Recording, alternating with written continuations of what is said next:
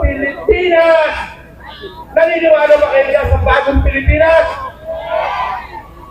Bagong Pilipinas, unlimited magnakaw. Sa bagong Pilipinas, bangag. Damang-dama namin ang nararanasan noong panahon ng martial law na hanggang ngayon kami ay pinabatuta sa aming mga picket line. Kaya hanggang ngayon po, nandito po yung martial law. Bakit po kami nakisama rito? Ano po meron? Sa laban ng maisog. Una, Maisip talaga. ang mga manggagawa, kakarampot na po ang aming sinasahod. Ang dagdag na sahod, pinag-iwa-hiwalay pa ng itong gobyernong ito. Sa NCR 645, pumunta ka ng Laguna, iba ang provincial rate doon.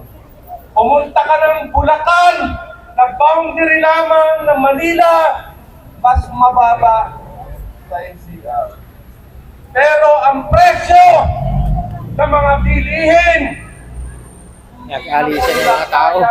Buhos ng sa tubig mga ulan. magagawa dyan sa tinatawag na Calabarzon sa Region 3, hindi po magkasya.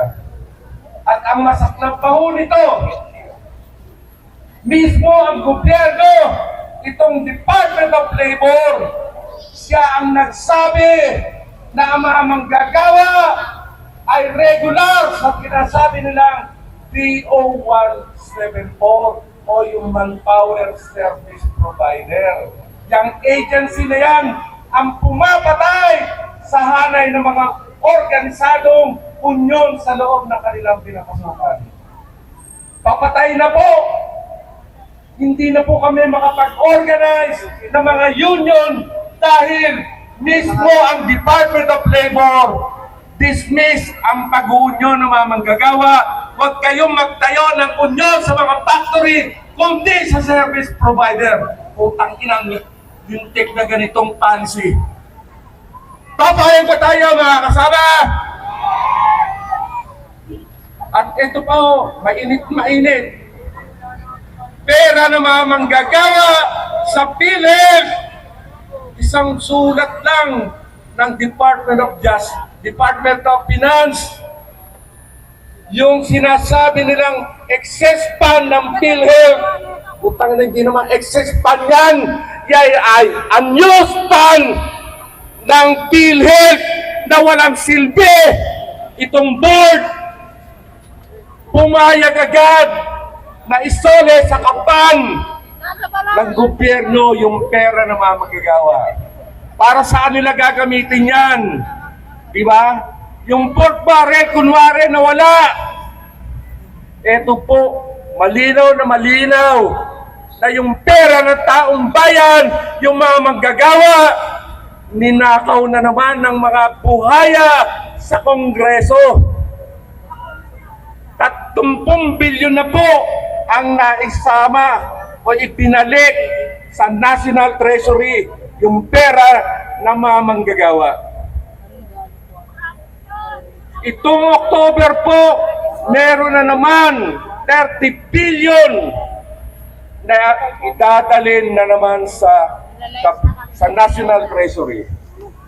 Bago matapos ang taon na ito, malinis yung sinasabi nilang excess fund ay nandun na sa National Treasury. Yung serbisyo para sa taong bayan, yung health natin, yung kalusugan natin, dapat ang pinaggagawa nitong PhilHealth, palawakin nila yung scope ng kanilang pinamumunuan. Palawakin nila, dagdagan nila yung benepisyo. Magpapakonsulta kami, hindi kasama sa PhilHealth. Diba? So, ibig sabihin, yak lang ho ang pagpapalansa sa taong bayan na ang nakikinabang kilala naman po niyo siguro ang mga buhaya na andun na po sa Kongreso. Kitang-kita po natin ang mga buhaya na mamayagpag pagka tumututol sa policy nitong BBM. Ayon, isisinggil out.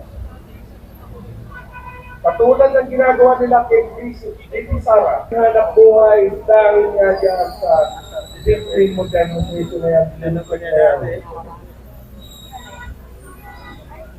So, nasaan ang pinagmamalaki? Bagong Pilipinas! Naniniwala ba kayo dyan sa Bagong Pilipinas? Bagong Pilipinas! Unlimited magnakaw!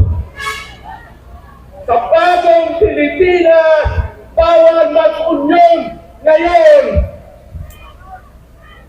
Sa Bagong Pilipinas,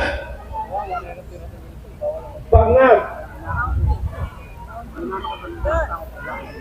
Napakarami na talamak ngayon ang droga sa halay ng mga kagawa, lalo sa transportasyon. Yung probinsya, tawid dagat, buy one, take five. Para lamang hindi sila makatulog sa kanilang biyahe, gagamit ng pinagbabawal na gamot.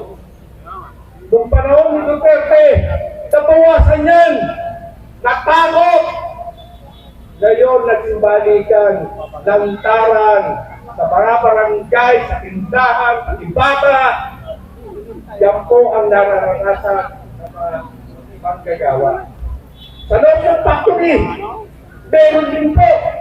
Hindi ko yan. Bakit malakas ang loob? Meron back sa labas. Ulan kasi kaya...